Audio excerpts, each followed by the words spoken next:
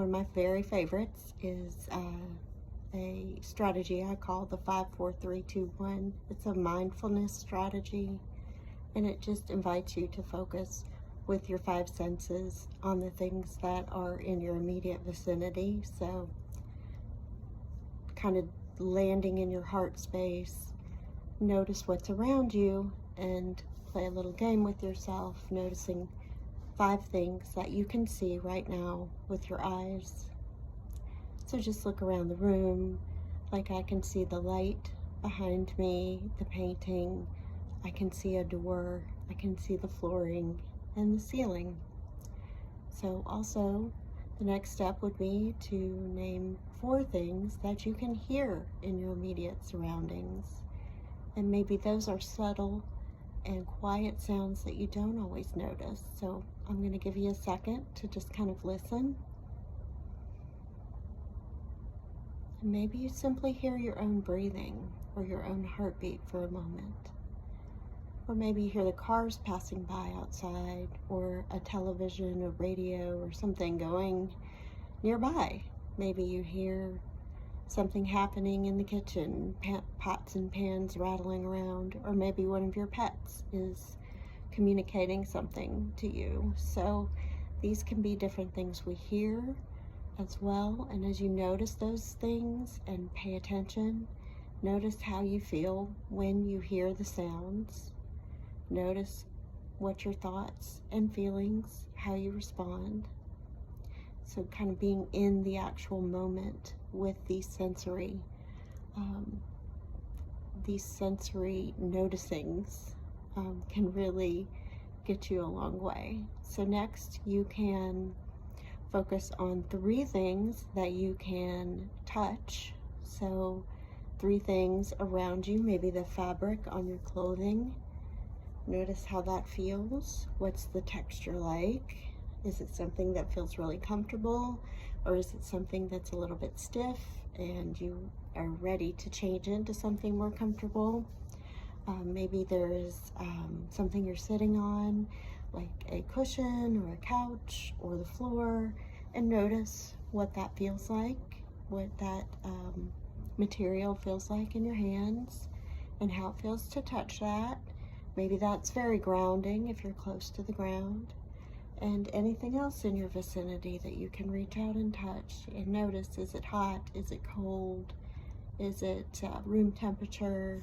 Is it smooth or soft, or more kind of rough, like I have a crystal here that, that's a very different texture than, say, the fabric on my shirt. So just notice these differences.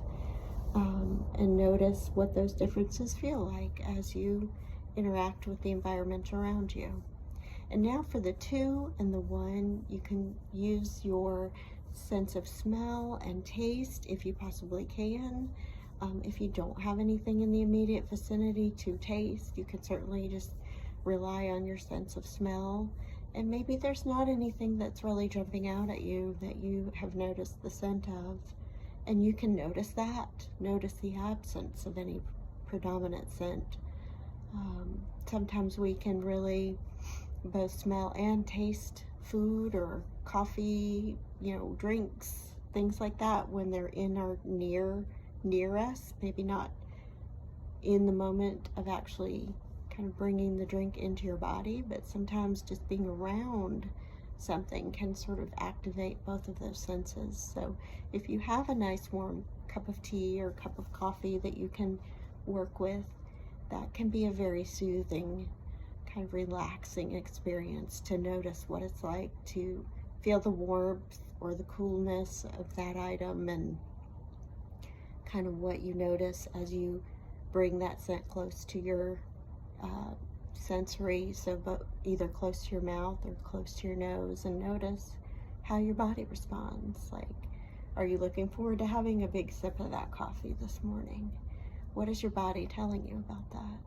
So just noticing, experiencing, and being in the present moment. That is the purpose of this exercise, and I invite you to try this daily. Practice this. This can be really helpful when a crisis strikes. So in other words, when something overwhelming hits you or your system and you're feeling very out of sorts, grounding yourself by just saying to yourself, what's around me? What do I see? Okay, I see these things, and those things mean this. What do I hear?